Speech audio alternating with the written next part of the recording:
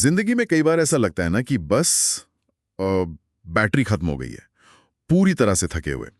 आज हम इसी एहसास पर बात करेंगे, लेकिन एक बिल्कुल अलग नजरिए से। हमारे पास embrace discomfort the path to evolution के कुछ अंश हैं जो एक चौंकाने वाला सवाल उठाते हैं।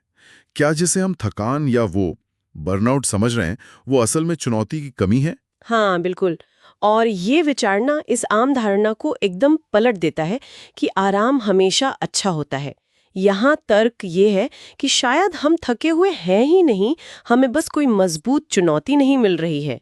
तो आज हम इसी पर थोड़ी गहराई से बात करेंगे, ये ठहराव कैसे थकावट का भेस बदल सकता है और ये हमें क्या करने को उकसाता है। हाँ, और शुरुआत इसी इसी दमदार लाइन से करते हैं जो स्रोत में दी गई है। आप थके हुए नहीं हैं, आपको बस चुनौती नहीं मिल रही है। सुनने में थोड़ा अजीब लगता है ना, कि बिना कुछ किए थकान कैसे? बिल्कुल। और यहीं पर ये श्रोता आराम को एक धीमा जहर कहता है।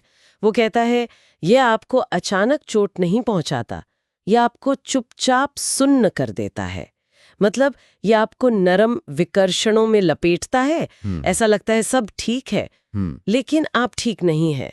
आप ऊब चुके हैं, आप फंस गए हैं, आप सुरक्षित हैं। हम्म। मतलब वो सुरक्षा और आराम अच्छे तो लगते हैं, हम्म। पर अगर उनमें चुनौती ना हो तो वो धीरे धीरे हमारी धार कुंद कर देते हैं। अच्छा, तो ये एक तरह से कह रहा है कि बहुत ज्यादा आराम, या मतलब एक रास्ता, वो हमें थका सकती है। ये उस थकान से अलग है जो मेहनत के बाद आती है। एकदम सही। स्रोत यहाँ दो तरह की थकान की बात कर रहा है। एक वो जो मेहनत और कोशिश से आती है, जो अक्सर अच्छी लगती है, संतोषजनक होती है। और दूसरी वो थकान जो कुछ न करने से, यानी ठहराव से आती है। लेखक का तर्क है कि इंसान विकसित होने के लिए बना है, दिन को दोहराने के लिए नहीं। स्रोत में लिखा है, आप दिन दोहराने के लिए पैदा नहीं हुए थे, आप विकसित होने के लिए बने थे। तो जब विकास रुक जाता है, जब चुनौती खत्म हो जाती है, तो एक अलग किस्म की थकान, एक ऊब, वो हमें घेर लेती है। और महानता, स्रोत कहता है, ये जन्म से नहीं मिलती, इसे कमाना पड़ता है।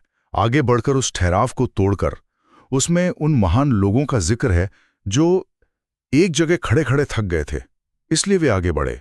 तब भी जब ये मुश्किल था, तब भी जब दर्द हुआ। वाह, एक जगह खड़े खड़े थक जाना, ये कितनी कितनी पावरफुल इमेज है। बिल्कुल। और ये उस अंदरूनी चिंगारी की तरफ इशारा करता है जो हम सब में होती है, जिसकी हमें शायद खबर भी ना हो। स्रोत कहता है, क्योंकि हम में से हर एक के अंदर एक आग है, लड़ने की एक वजह है। हम क्या बन सकते हैं, इसका एक नजरिया, अगर हम बहाने बनाना बंद कर दें। तो यहाँ सवाल ये नहीं कि रास्ता आसान होगा या नहीं। सवाल ये है कि क्या मंजिल इसके लायक है। अगर हाँ, तो फिर मुश्किलों से गुजरना ही होगा। तो फिर बदलाव कहां से शुरू होता है? मतलब पहला कदम क्या है? स्रोत कहता है, एक फैसले से, औसत दर्जे को नकारने के फैसले से। हर परिवर्तन एक निर्णय से शुरू होता है। मैं औसत बनकर थक गया हूं, इसके लिए किसी और की इजाजत नहीं चाहिए, बस अपने हालात से पूरी तरह ऊब जाना काफी है। सूरत होगा, आप असफल होंगे, आप खुद पर शक करेंगे, लेकिन इसी संघर्ष से महानता मिलती है। किस्मत से नहीं, बल्कि अनुशासन से, लगातार कोशिश, रोजमर्रा के एक्शन से। यही इसे कमाने का तरीका है। ये कोई रातों रात होने वाली चीज नहीं है। मुझे ये बात बहुत अच्छी लगी कि तुरंत छोटे कदम उठाने पर जोर दिया गया है। आपको आज सब कुछ बदलने की जरूरत नहीं है, लेकिन आपको कुछ बदलने की जरूरत है। 1 घंटा पहले जागें, फोन नीचे रखें, पढ़ें, प्रशिक्षित करें, निर्माण करें, कोशिश करें, असफल हों। आप जो भी करें, आगे बढ़ें। मतलब बस शुरुआत करना जरूरी है ना, चाहे छोटे पैमाने पर ही सही। हाँ, वो मोमेंटम, वो गति बनाए रखना जरूरी है। तो कुल मिलाकर संदेश ये है कि अगर कोई थका हुआ या एकदम निचुड़ा हुआ महसूस कर रहा है, तो शायद ये शरीर या दिमाग की थकान नहीं, बल्कि चुनौती की कमी से पैदा हुआ ठहराव है। ये एक संकेत हो सकता है कि कुछ नया, कुछ मुश्किल आजमाने का वक्त आ गया है। और लेखक का आखिरी संदेश बिल्कुल सीधा है, शुरू करें आज। हाँ, तो इस पूरे बातचीत का निचोड़ शायद ये है कि जिसे हम अक्सर बर्नआउट या थकान कहते हैं, हो सकता है वो हमारी आत्मा की बोरियत हो, एक तरह से चुनौती की पुकार हो।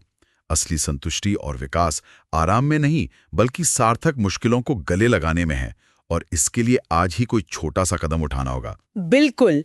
और यहीं हम एक सवाल छोड़ जाते हैं सोचने के लिए।